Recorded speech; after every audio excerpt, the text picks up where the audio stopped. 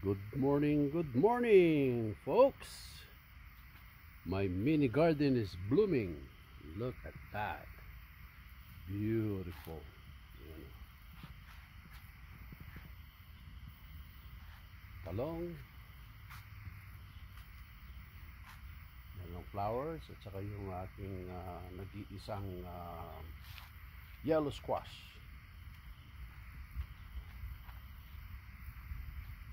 Yung aking Taiwan kangkong malalaki na. Siguro mga 3 weeks na lang yan. Pwede nang igisa.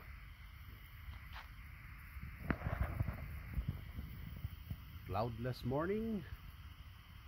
Beautiful weather. What's 61, 62 degrees. No wind. What a beautiful morning.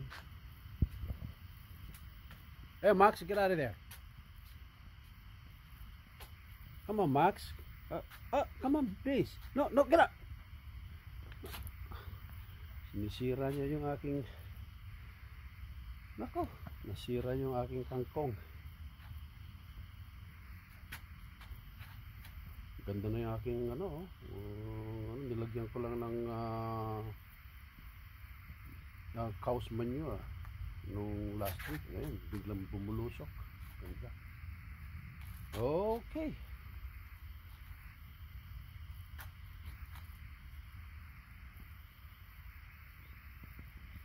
Wala pa yung aking mga ibon. Mamaya siguro yan. The neighborhood.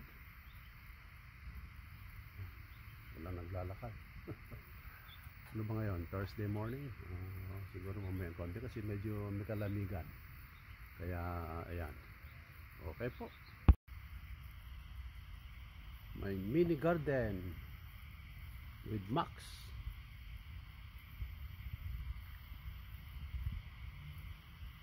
Kale, curly kale, colored greens, chards, spinach, arugula. Yan.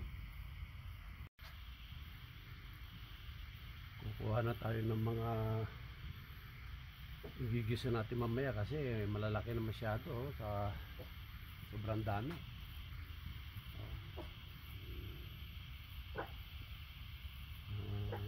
Sayang yan kapag matuyo.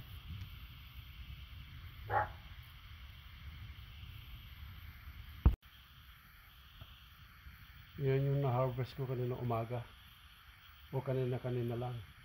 Yung curly kale gagawin kong smoothie mamaya. Wala pa akong strawberry at saka banana eh.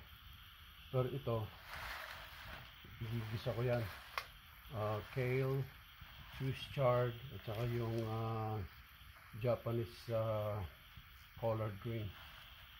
Wala pa nga yung bukas na yung collard green ng Georgia kasi marami yun. Baka yun lang ang igigisa ko din bukas para tuwing tanghali kukuha ka lang ng konti-unti, tamang-tama lang nakakainin para laging fresh.